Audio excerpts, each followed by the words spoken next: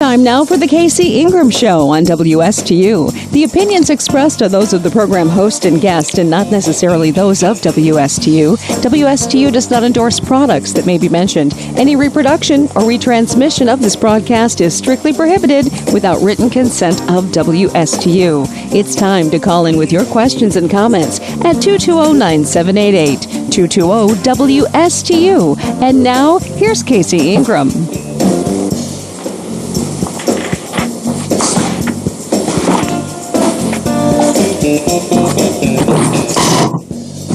Hello, everyone. Hope everyone's awake. I want to welcome everyone here to the Blake Library. We've got a lot of people here in attendance. We've also got a lot of people listening on the radio.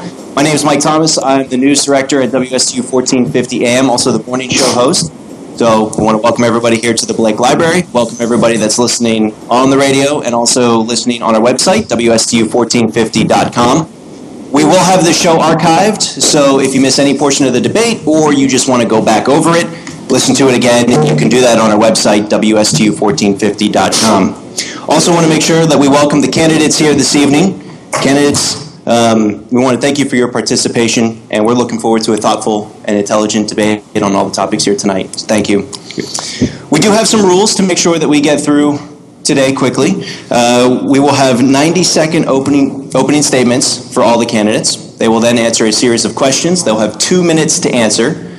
If a candidate gets his name mentioned, then they will have a 1-minute rebuttal opportunity. After all of the questions have been asked and answered, we move to a lightning round where they will be asked a series of for or against questions. They will have 20 seconds to answer those questions.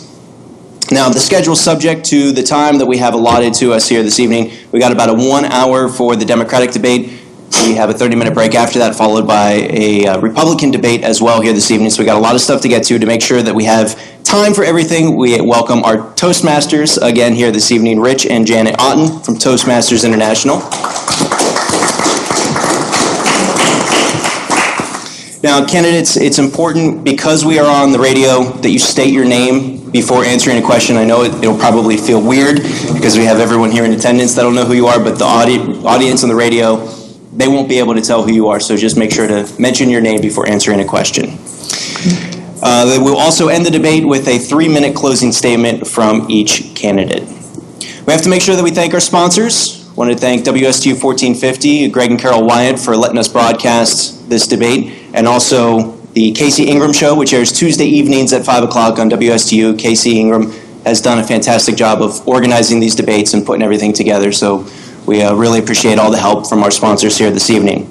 Without further ado, let's go ahead and get to the debates. Please welcome our moderators, Casey Ingram Traylor and Richard Geisinger. Thank you, Mike. First of all, I want to thank the candidates here that personally accepted my invitation to attend this evening. Randy Perkins was also invited and unable to attend, but we have Mr. Jonathan Chain and Mr. John Shuna. And Richard, our co-moderator, thank you very much for being here this evening. We'll start out with opening statements, and we had a draw before the forum. Mr. Chain will go first, and we have 3 minutes each for a opening statement. 90 seconds each, I'm sorry. Thank you, Casey. Thank you for having me here today. My name is Jonathan Chain. I was born and raised here in South Florida. It's where I grew up. It's where I went to school. It's where I'm raising my kids. It's where I got married, and it's where I choose to call home. I'm married. I have 3 kids. I've got a 5-year-old, I've got a 4-year-old, and I've got a 2-year-old. And I look at everything through the lens of the world that my kids are going to inherit. We see so many challenges that we're facing here in this district, starting with number one, these horrific discharges that are going on from Lake Okeechobee into our lagoon. I mean, look, just this weekend, the police are forcing people out of the water because it's unsafe for people to swim. That is simply outrageous, and it needs to change, and I will fight to make sure that we're buying that land south of Lake Okeechobee to restore the natural flow into the Everglades.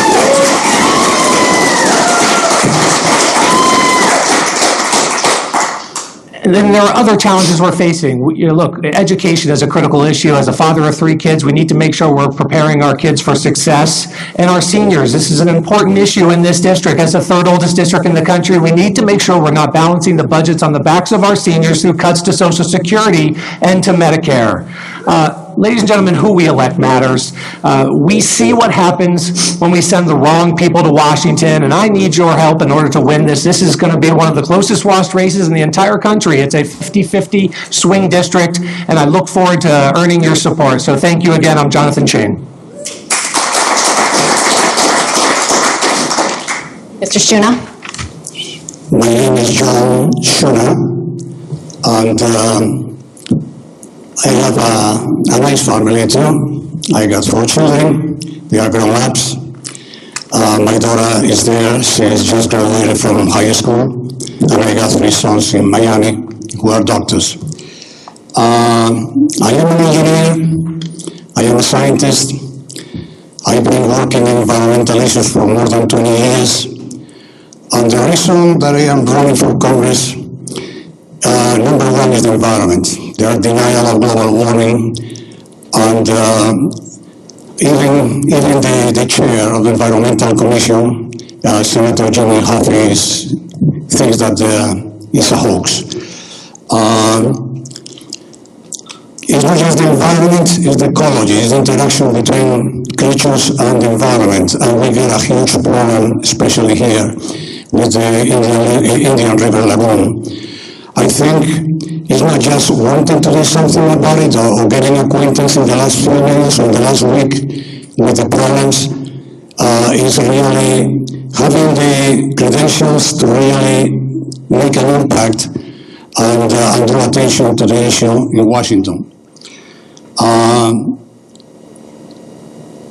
The reasons I am running is not just because of environment and ecology. It's because I am a social democrat. And I ran 14 years ago, Florida District 22. I've been in America for quite a few years. Actually, 2 years before Mr. Che was born, I was already in America. Some people look at my accent and think I am just a recent arrival or something, but that's the way it is. When you are a grown up, when you move to the country, when you're already in your 20s, that's the way it is. The accent dies with you. But there is a lot of issues that we will be talking about today. As a social democrat, the most important thing is perhaps the wealth inequality. And I think my time is out. Thank you, Mr. Shuna. Our timekeepers here, as you can see, they will have a light system on the front. The red flag time is definitely up when Mr. Otten holds that up. All the questions, we're allocating 2 minutes for the candidates, but the water, the river issues are so important to all of us. I wanted to give you an extra minute. I'd like to speak all over about it, but we'll have 3 minutes on the first question only. Recent headlines state algae blooms have never been this bad, and this is for Mr. Chain. In Lako, algae toxins 20 plus times what the World Health Organization calls dangerous. Our river, the backbone of our economy, and in the heart of our district, or your district, is on the verge of ecological collapse. Facebook is inundated with pictures of green water and dead wildlife. What is your plan to save the Indian River Lagoon? Thank you, Casey. Again, it's Jonathan Chain. Look, we have to buy the land south of Lake Okeechobee to restore the natural flow of fresh water into the Everglades. It starts right there, and that's what we need to do. Look, the environment is why we live here. It's our way of life. It's jobs. It's tourism. And we need to do everything we can to protect it. Look, it's outrageous, as I said before, that the police are ordering people out of the water because of this blue-green algae bloom that is occurring here right now. This is another example, unfortunately, though, of the Florida legislature abdicating their responsibility. Amendment 1 was approved to buy the land south of Lake Okeechobee, and they refused to do it. And as United States Congressman, number 1, I would make sure that they buy that land south of Lake Okeechobee, that they do their job. And if they refuse to do that, then I intend to propose legislation that will do just that. I applaud Republican Congressman Kirk Clausen for doing that because he understands how important this issue is. This is 1 in 10 jobs here in Martin County that are affected by the marine industry, and we need to do everything we can in order to protect it. And I look forward to doing that as your next congressman. Thank you, Mr. Chain. Mr. Shuna? Same question. My name is John Shuna again. Yes, this is we all know that this is our major problem as far as environment. The lake didn't have a wall around. The lake was built after the hurricane.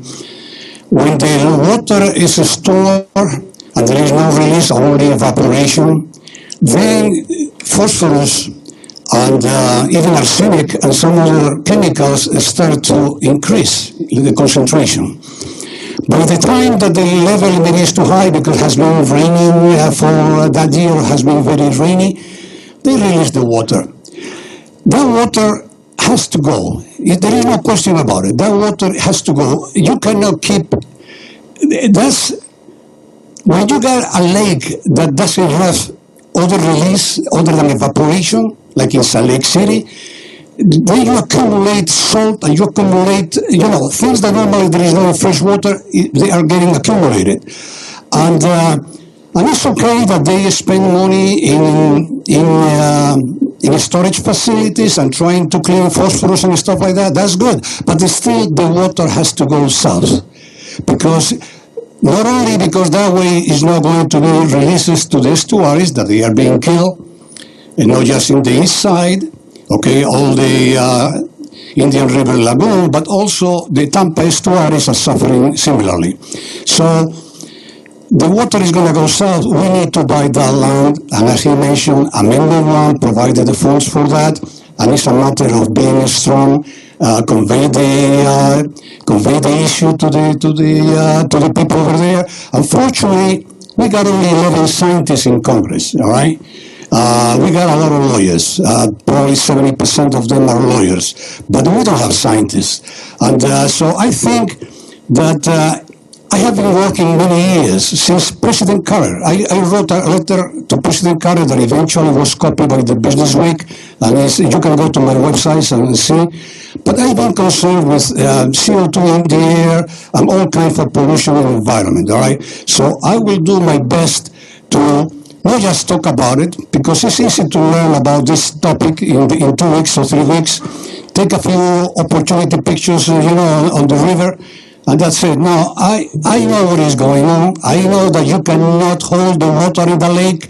The lake is going to continue, there's going to be a river of grass continue going to the Everglades, where by the water, as a matter of fact, is needed on the Everglades. All right, the coral reefs are dying, and that's what we have to do: release the water to the south and not to the east and west. Okay, the next question is: should the laws that apply to purchasing guns be more stringent? If so, what changes would you propose to our current laws? I start. I am John Shuna. All right.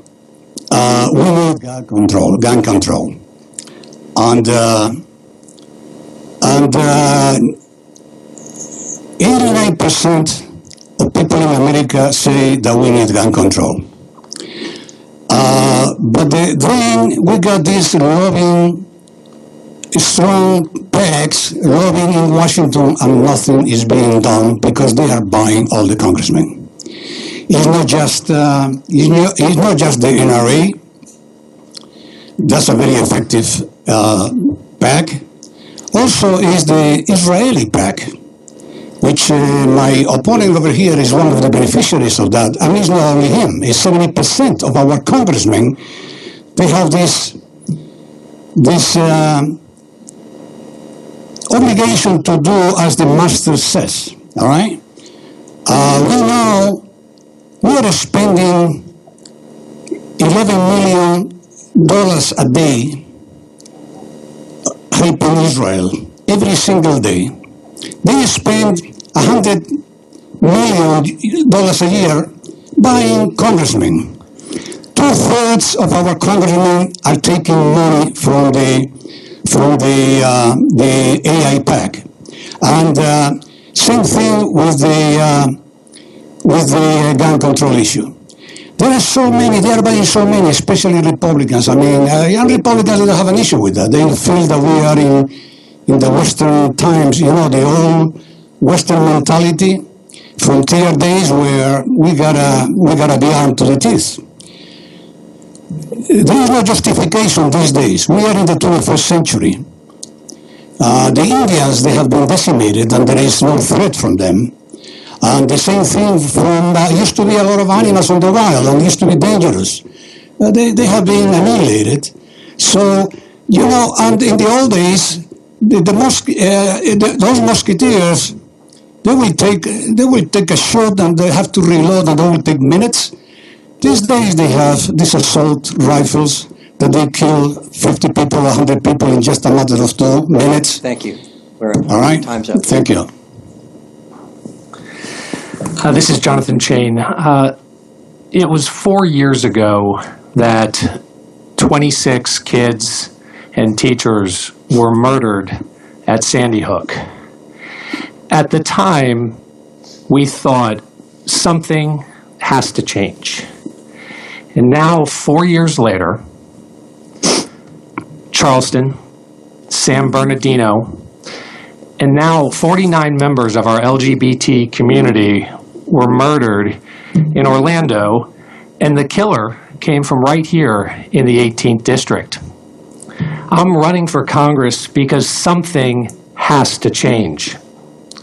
I'm so proud of the Democratic members of the U.S. House of Representatives, over 100, for their sit-in this week, protesting Congress's inaction on our gun laws.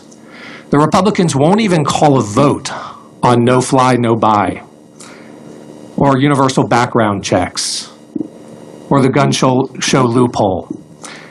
I look forward to going to Congress to fight for those things because we need common sense changes to our gun laws. Thank you.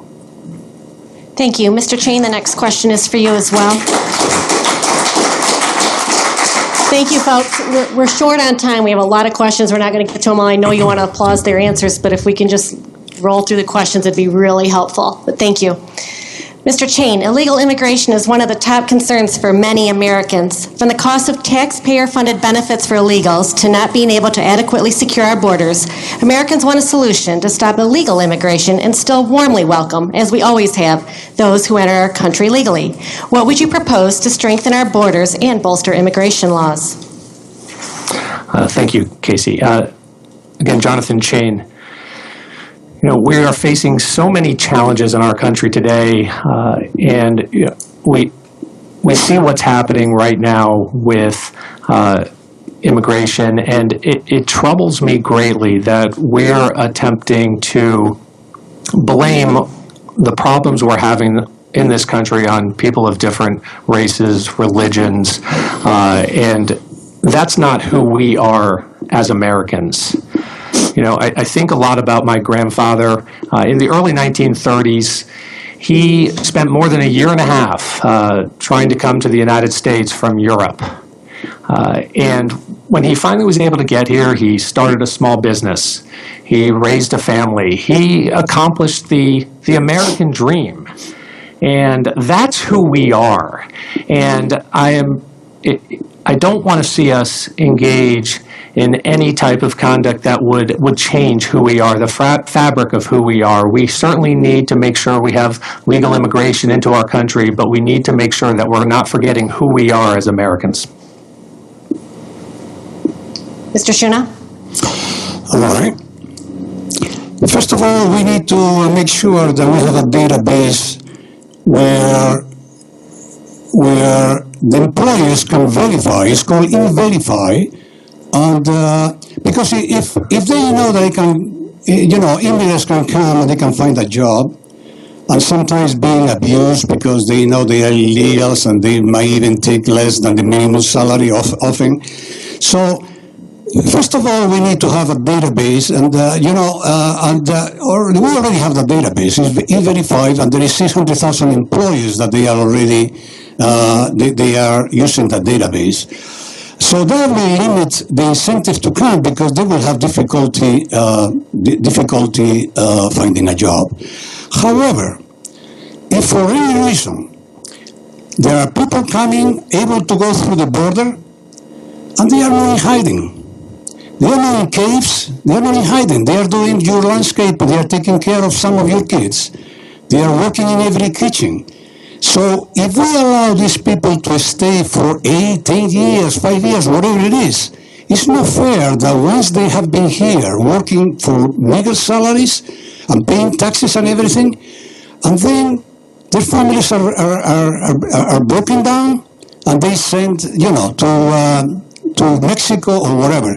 I don't think that's fair. I think that, first of all, we should remove the incentives for them to come, and within a period of time, 6 months, 1 year, we should be actively checking who is here and who is illegally, put it back on the airplane and send them back. However, again, if we play a blind eye, because it's convenient for us to have a lot of cheap labor, and if we play a blind eye, and then when they have children in high school, and the children always have been in America, because some of them they are born in America, and then we break the family a year later or 10 years later, or we keep them eternally as illegals. No, it's got to be a path. It's got to be a path to legalization, and it's got to be a path to citizenship. That's what I think. I grew up in Spain. I came here legally. I was married to an American citizen.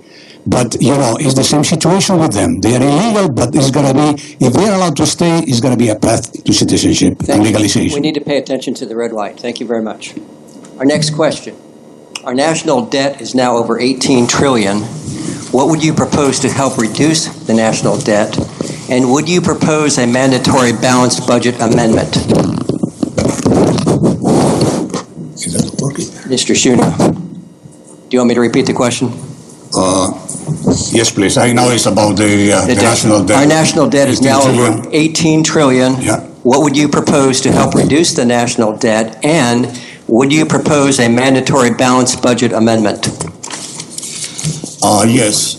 I propose a balance. I don't spend money if I don't have it, and I don't believe that our country should be spending money that we don't have. Having said so, why we have $18 trillion in debt? All right? Well, because we are incurring in a lot of expenses that we cannot afford. And I am talking about the wars. All right?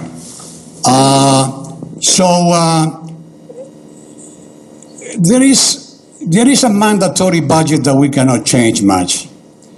Okay? That mandatory budget covers Social Security and Medicare, and if anything, they should be increased because seniors deserve a raise, all right?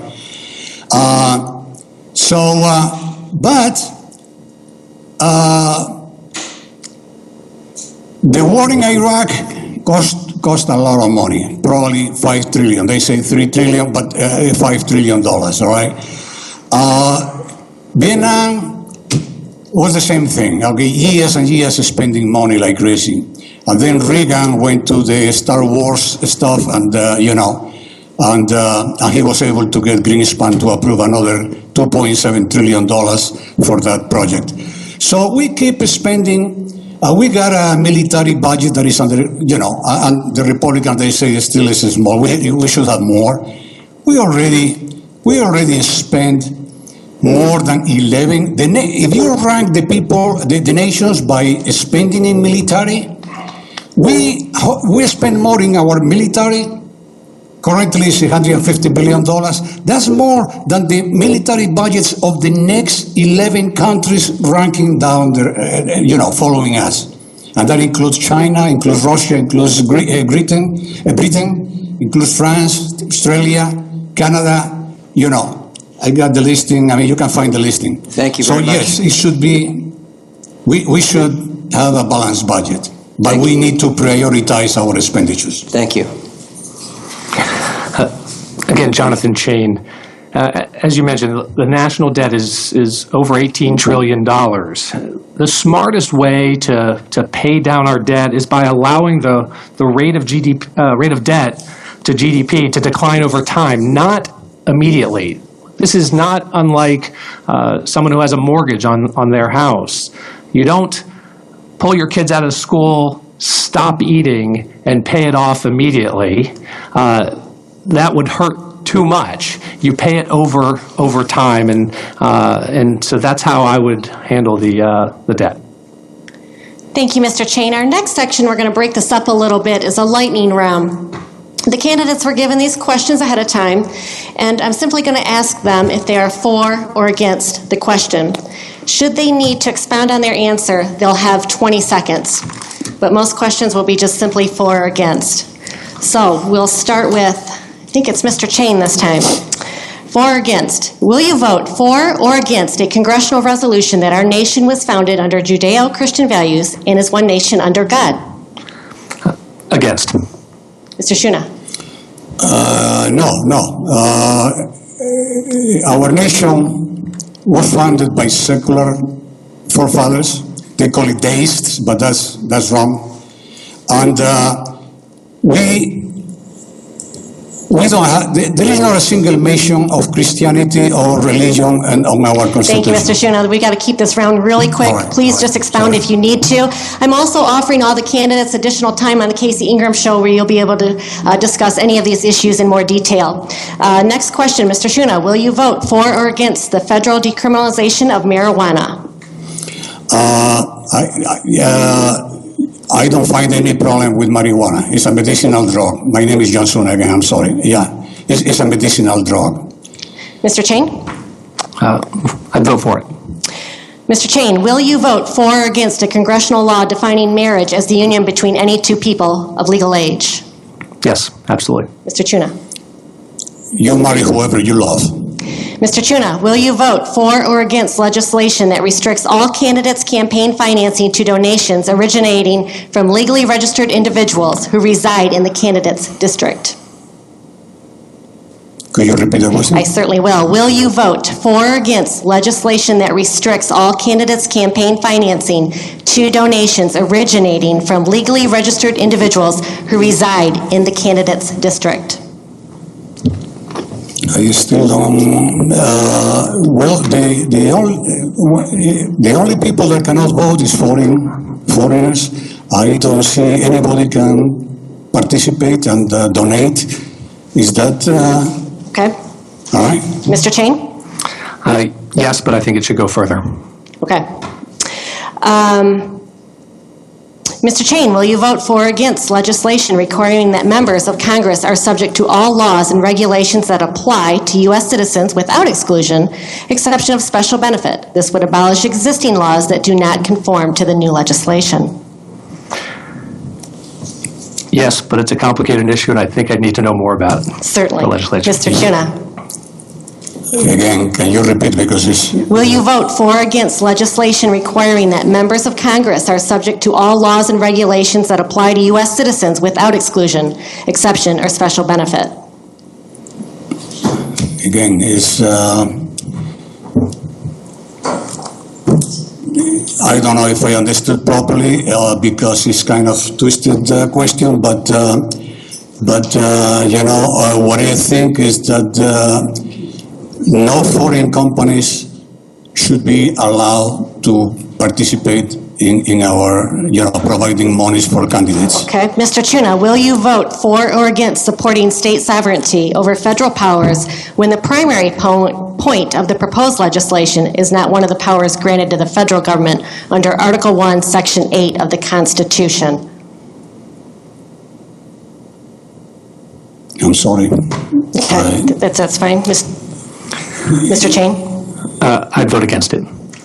Mr. Chain, will you vote for or against a balanced budget amendment with exceptions only for periods of declared war? I think we need more exceptions other than declared war. Okay. I already said that I will Okay. vote for balanced budget. Okay. Mr. Chuna, will you vote for or against a national health care system funded with tax dollars and controlled by the federal government that provides health care to every American citizen? Yes, I believe in Medicare for all, universal single payer, universal health care. Yes, you mean Medicare, so yes. Mr. Chain, will you vote for or against changing the retirement age to 69 immediately and index the retirement age for those under the age of 50 to life expectancy minus 5 years? Absolutely not. I don't think people should be continue working until they die with the boots on. I mean, 66 is fine. Our problems are, we'll talk about that, but it's a lot of money being stashed overseas. Very good. Mr. Chuna, will you vote for or against legislation that will allow some of the illegal immigrants to stay in the United States? Yes, as I said before, it's got to be a path to citizenship. If we allow them to stay for quite a few years, then we cannot just break the families. Mr. Chain? Yes.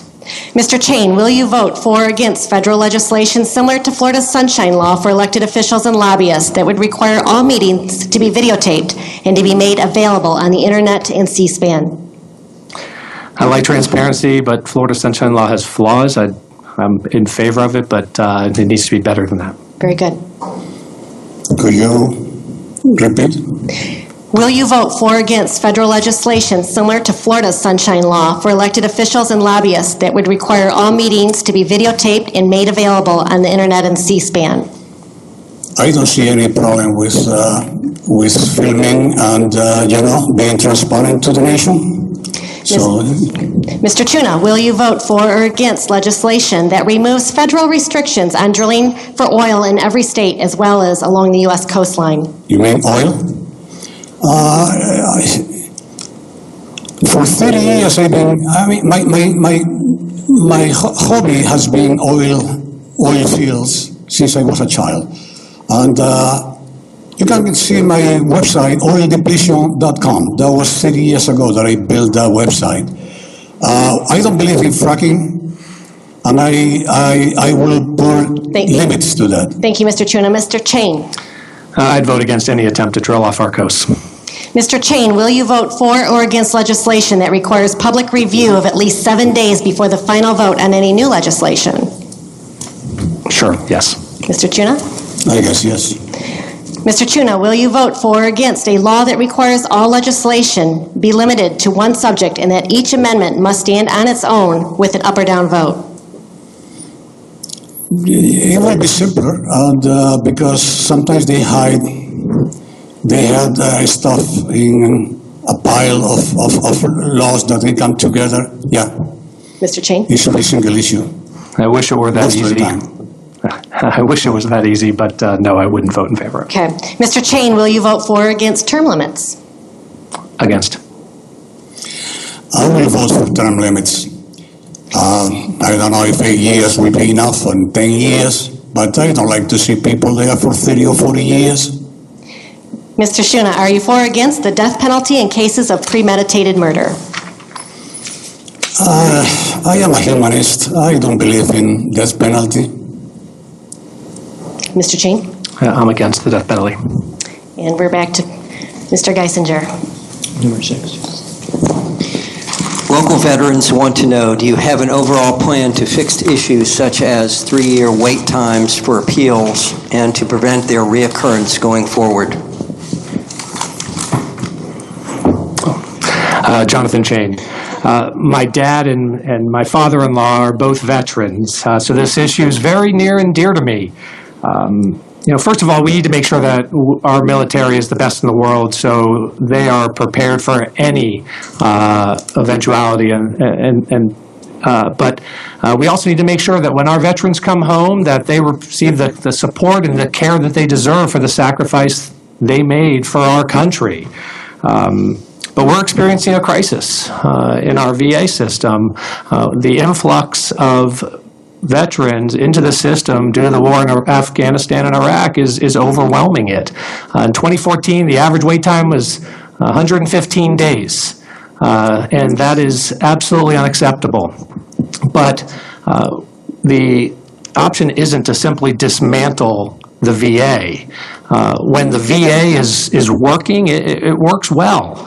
but we need to make sure that we are opening up temporarily the option for our veterans, if they can't get an appointment immediately, we're opening up the option for them to seek anytime, any place, health care, so they can get the care that they deserve. Thank you. Well, I will try to be simpler than that. If we send people to the war, then we need to take care of them, whatever the cost is, and it's gotta be in due time. And, they serve, they risk their lives, treat them accordingly, and respect them, and give them, if there was money for the war, you should find the money to take good care of them as well. Mr. Chuna, regarding All Aboard Florida, taxpayer money is used to pay for a lease so our communities can cross roads over the FECR tracks, as well as for the cost of the maintenance and rehabilitation of these intersections.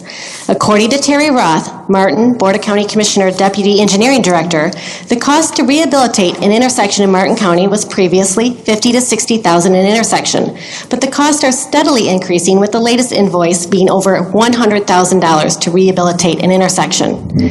Our local officials do not have a say on which contractors are hired to rehabilitate the crossings, nor can they even require a competitive bid.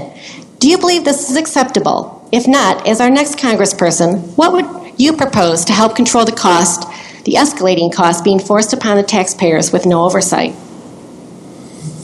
Are you talking all on board? Yes. All right. Let me put it this way. As an engineer and as a scientist, I would love to have bullet trains, all right? Fast speed. We are getting behind Japan and many other countries. In Japan, they have a huge network. It's called Shinkansen. And they sell the technology as we used to sell our technology in NASA, because we were the first ones. So I don't like the all on board, because, it's just going through the coastline and affecting the life of the cities in the coast, increasing velocity by just 10 miles per hour. So it is a pity that we lost the opportunity. Rick Scott didn't want to take the money from the federal government and build the bullet train, going through, not through the coastline, but going almost across directly to Orlando and then to Tallahassee. All right? So I don't want all on board. I would like to see a bullet train, magnetic levitation, Shinkansen like in Japan, but we need that. We really need that, but not just improving the tracks and causing delays in downtowns. Mr. Chain? Thank you. Jonathan Chain. Look, high-speed rail and infrastructure investment are great things that I'm in favor of. It creates jobs by rebuilding our roads, our bridges, but this isn't that. For the people of the 18th District, All Aboard Florida, or whatever the heck they're calling it these days, is idiotic. But it's another example of Rick Scott failing the state of Florida. When he had the example to take the federal stimulus money and create true high-speed rail, but west, where it belongs, he didn't do it. And now we're stuck with this risky scheme. All Aboard Florida is going to adversely affect the environment, the economy, public safety, you name it. And as a United States Congressman, I'm going to make sure, number one, that the EPA and other federal agencies closely scrutinize their environmental impact statements to make sure that they're done correctly. But number two, I'm going to fight the efforts to subsidize this risky investment with taxpayer money. Look, if they can't get these environmental impact statements approved and they can't use the money they raise, this project will fail, and I hope it does.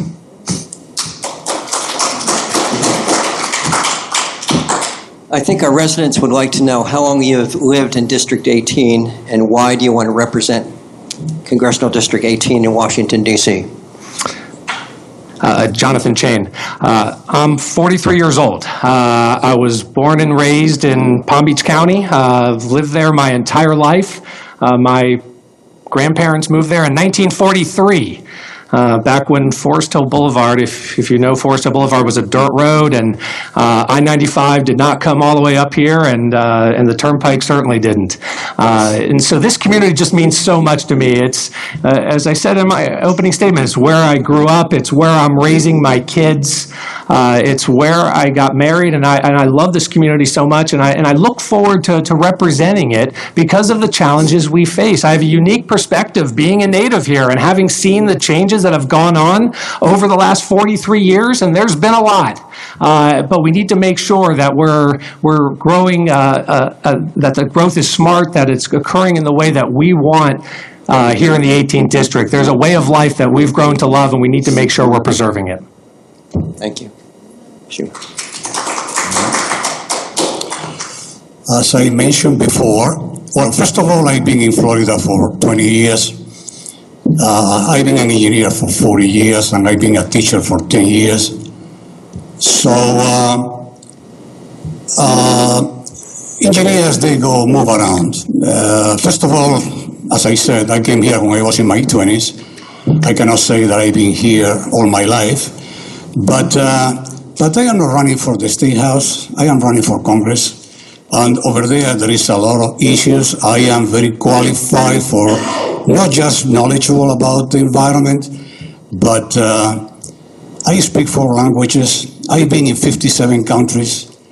I am a scientist. We got only 11 scientists in Congress. I am a social democrat. We haven't seen social democrats since Franklin Delano Roosevelt. And we have a chance now with Bernie. When Bernie, I was not planning on running again. I ran 14 years ago. I was not planning on running again, you know. But I saw the opportunity because I knew that Bernie was going to run. And I said, well, if Bernie is going to run, then the democratic, the social democratic issues we might be able to do something about, wealth inequality, about increasing maternity leave, about, free college tuition, about a lot of stuff that if you look at my websites from 2002, you will see that I am authentic as Bernie Sanders. I've been talking about this for more than 20 years, all right? I am happy that I am here now. I've been in Florida for 20 years, the last 20 years, and in Miami, on the eastern coast, all the way from Cape Canaveral to Miami. And I know, Thank you, Mr. Shuma. I am very familiar with the issues of the environment. Thank you. Mr. Shuna, the world today is far more dangerous than most of us have ever seen in our lifetimes. With the continuing threat of groups such as ISIS, Hamas, Hezbollah, and Al-Qaeda in Iraq, do you believe the size of our military is adequate? And what is your strategy to keep Americans safe? Well, the strategy, again, this is John Shuna. Our strategy should be not to get involved in every fight that gets around the world. Some countries are modern and they have diplomacy. Some other countries, they are silentary and they are in constant upheaval. And there is going to be an eternal battle between Shiites and Sunnis. That's not our problem. I mean, we need to protect people there, like Israel, all right? But we shouldn't be also the shield of David, going to war because, Israel is not doing enough to get peace in their area. And everything that they touch becomes inflamed, all right? So my strategy is not to get involved in wars constantly. We have been at war almost constantly. All right, so that's what we have to do. I think our military budget is extreme. It's 55% of our discretionary budget. There is more money going to the military than everything else in the discretionary budget. All right? Thank you. Thank you. Jonathan Chang, look, we live in dangerous times. The threat of terrorism is very real. We're seeing attacks by ISIS right here at home, and we're seeing it in our allied countries overseas. But one thing I'm certain of is that losing sight of our ideals as Americans is the wrong way to go. Blaming someone because of their religion is not who we are as Americans. We need to do everything we can to defeat ISIS, but in the process of doing so, we cannot lose sight of who we are. Thank you, Mr. Chain. The next question is for you as well. The U.S. and Florida median household income have been languishing. According to the American Community Survey, which is a survey conducted by the U.S. Census Bureau, in 2009, the U.S. median income was $55,415. The latest figure in 2014 was even less at $53,657. What would you propose to help boost our economy and median income? Yeah, look, my dad started a small business in Palm Beach County more than 40 years ago, and he employed more than 40 employees over that period of time. He taught me a lot about leadership, that small businesses are more than just Washington talking points. They're real jobs, they're real people, and he won't ever let me forget that. Small businesses are the backbone of our economy, and we need to reduce the red tape so we can allow them to succeed. But we also need to invest in infrastructure and clean energy and broadband access. Those things are going to create high-paying construction jobs, which are needed here in this community, but they're also going to provide the tools that our small businesses need to succeed. But we also need to think about the employees. Someone working 40 hours a week needs to make sure that they can support a family on those wages. And unfortunately, for too many of our families, they can't do that. And that's a real problem that we need to change. The middle class is the backbone of this country, and we need to do everything we can to support it. But we need to do a number of things. We need to raise the minimum wage. It's absolutely critical so people have a living wage that they can work on. We need paid family leave. It's absolutely critical that people don't lose their jobs and they aren't unpaid when they go off to have a child. And we need to do everything we can to restore the middle class, and I'm excited to do so. So thanks for the question. Thank you, Mr. Chain. Mr. Shuna. Well, I founded 3 software companies. And yes, I understand the needs of the small business, and we should promote as much as we can. However, the distribution of wealth in America from the last 40 years has been skewing, where, the millionaires are becoming billionaires, and there is 90% of the people, they just don't make enough. And is regardless if both work in the family. I mean, obviously a lot of corporations are not paying the fair share. They are stashing the money in Bahamas and in the Caribbean. We need to start taxing the highest brackets. They have to be taxed more. A lot of people, they believe, Bernie Sanders is a communist, They don't know what they're talking about. They don't see the proposal that he's submitting. Right now, the rate is 40% for the highest brackets. Bernie Sanders, if you make more than $1 million a year in income, they will increase. But if you make more than $1 million, they will increase from 40 to 48, 8 percentage points in tax rate. Now, if you make more than 10 million, then increases 12 points from 40, which is right now, to 52. I think that's reasonable. In times of FDR, they used to pay a lot more than that. The corporate, if you see the revenue from the government, it has been from workers, from the payroll tax. It has been constant, but the corporations have been paying less and less. Look at the graphs, and you will see how it used to be, the corporations used to be, the revenue that will generate used to be 40% of our revenue, and it's now less than 10%, or about 10%. Mr. Shuna, the next question. New York and California have recently enacted $15 an hour minimum wage. Do you believe this should be a federal standard? Yeah, I think it should be a federal standard. Maybe give a break and allow more time to some states. But if you take the minimum salary, okay, the minimum wage from the 40s and 50s, and you put it in dollars of today, you will see that used to be $15 to $20 per hour. Okay, and when I saw this in the internet a few months ago, I couldn't believe it, and I went. There is a website that will give you, how much is today money from this, and I double checked, and they were correct. So this is not outrageous to paying $15 an hour. That's a salary that people will be able to afford to buy stuff, which right now many they can't. All right. So what is costing us? Corporate welfare is, people complain about food stamps. If you make $50,000 a year, food stamps is going to cost you like $27 a year.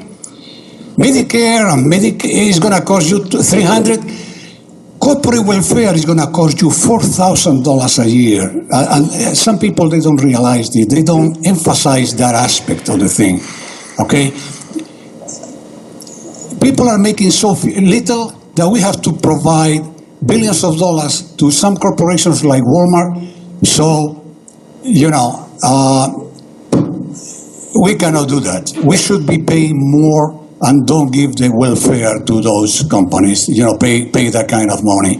$15 should be the minimum for all nations. Some states might go to $20. It will be affordable in some states because they are more expensive. Cities, New York, California. Thank you. Jonathan Chain. As I said before, someone who works 40 hours a week needs to be able to afford to support their family. And for so many families out there, it's simply not happening. We absolutely need to raise the minimum wage. We need to do it responsibly over time, but it's absolutely critical that we get there so people are able to feed and support their families. Thank you. Thank you, Mr. Chain.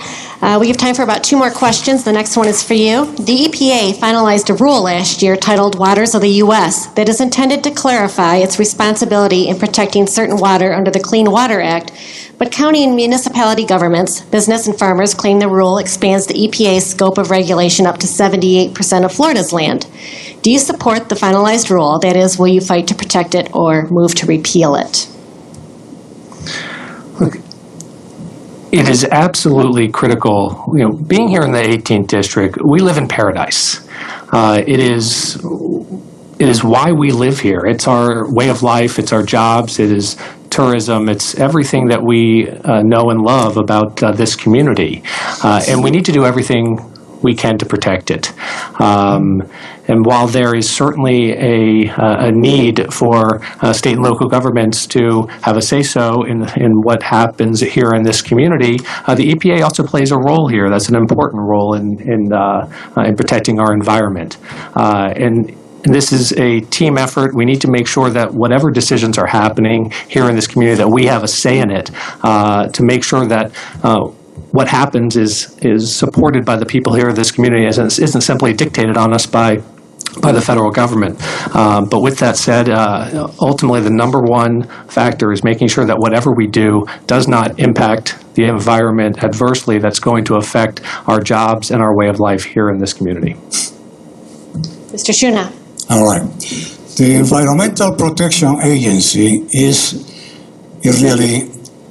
a must that we follow regulations. There are 7 billion people on the planet. Environment will be destroyed in a matter of decades if there is no stringent regulations. If you just leave it to the corporations, it's going to be a sewer, the environment. All right? Same thing with the regulations about the CO2 and controlling or paying taxing fuels, especially those that emit carbon, CO2. CO2 is right now is carbon dioxide. It's about 400 ppm right now. OSHA says that 1,000 ppm is toxic if you are submerged. Well, we are growing at a rate of 3 ppm per year. Within 200 years, we will be in a toxic air. Corporations are not going to do anything about it. As a matter of fact, they are lobbying. The big oil is lobbying and for continue burning fossil fuels, continue fracking. And if there are no regulations, the planet will be destroyed. And we will not be giving an example to the other countries on the planet. They have to do the same thing like China and other major countries. Thank you. What would you propose to help the U.S. to become more energy independent? Mr. Schumer. WSTU, Stewart. Well, 14 years ago, I was asking, and one of the major reasons I was running in Congressional District 22, in 2002. I was living in Deerfield Beach. Other than social issues, my major issue was focusing on alternative sources of energy. That's what we have to do. We need to go into solar, wind, whatever. We need to stop burning fossil fuels, and we cannot do either fracking. Fracking destroys. I mean, you are just fracturing the soil, the ground, and then we get aquifers that will be contaminated because they have to inject chemicals that are toxic, and they go far because once you reach the aquifer, they go far. We need to stop and promote alternative energies that are safe. Solar doesn't produce any byproduct. All right, there are plenty of sun. Even in countries where there is not much sun, like in Germany, and they are producing 80% of the national needs with solar, and that's what we have to do. Thank you. Sure. Jonathan Chang, we need to invest in clean energy. That is wind, that is solar. These are absolutely critical for our community, for our world. It will not only reduce global warming, but it'll reduce our dependence on foreign oil, and it'll create good paying jobs as we create that infrastructure here at home. Thank you. Thank you very much, Mr. Chang. Mr. Can I Shuna? add just briefly one thing? You're going to have closing statements, so how about you use your time in there? I want to thank both of the candidates very much for coming here today and helping us all understand the platforms and issues and where you stand on those. So we're going to do closing statements. We're on strict time on the radio, so I'm going to have to cut it back to 2 minutes because we're running over just slightly. Mr. Chuna, I'll start with you because Mr. Chang opened the forum.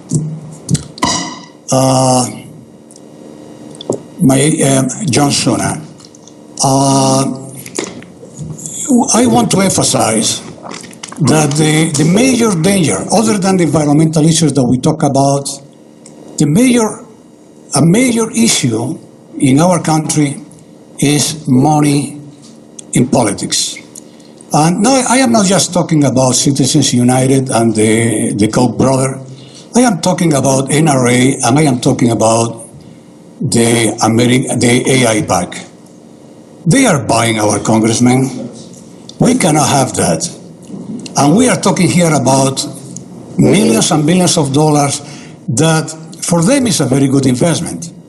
Okay, because in the case of the Israeli PACs, I mean, they spend millions, yeah, but they get billions. They get billions. We are giving them $10 billion a year, as I said before, $11 million every day. Instead of giving the Israelis 11 million, and Israelis, by the way, they have free medical care and they have free tuition. We don't have that. Why we got $18 trillion in debt? Why we have to give him money away? So we cannot do that. All right, we need to 66% or almost 70% of congressmen being bought. Let me say just one gentleman, Senator. All right, is from Arkansas. All right, is a Republican. The guy gets $175,000 a year in salary. Yes, but he gets $1 million a year from AIPAC. All right, that's 10 times his salary almost. He gets $2 million from NRA, and he gets $5 million from the Koch brothers. Thank you, Mr. Shuna. Your time is up. Right? That's crazy. Jonathan Chang. Casey, thank you for having me here today and for giving me the opportunity to, or giving the voters of the 18th District the opportunity to learn more about me and this race. It's unfortunate that my opponent, Randy Perkins, refused to come here today to answer these same questions. And unfortunately, this is a pattern from him. He's backed out or refused to attend other debates, including this one. And it's clear why. He's afraid to answer these same questions or answer Democratic primary voters about the serious questions that have been raised about him, and they deserve to have answers from him. Specifically, he's contributed close to $2 million to the Republican Party over the last several years, including $200,000 to get Rick Scott elected governor in 2010.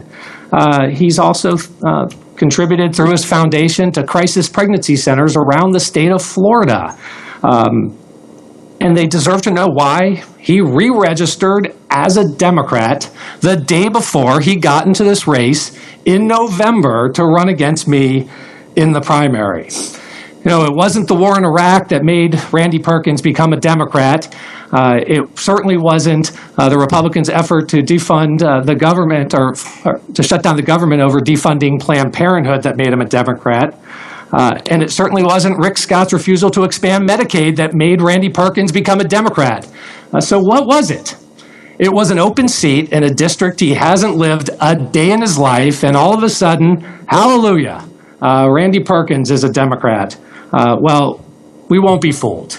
Everybody here in the 18th District deserves a real choice when it comes to the general election between the candidates. I was born and raised here. I've been here my entire life. I've been very active in this community for as long as I can remember. And voters in this district have a very clear choice. I'm fortunate to have the support of the AFL-CIO and the Teamsters, a national organization for women, and I look forward to getting to know each and every one of you, and I'd ask you for your vote. Thank you. Thank you, Mr. Che. Mr. Shuna, let's please give them a round of applause.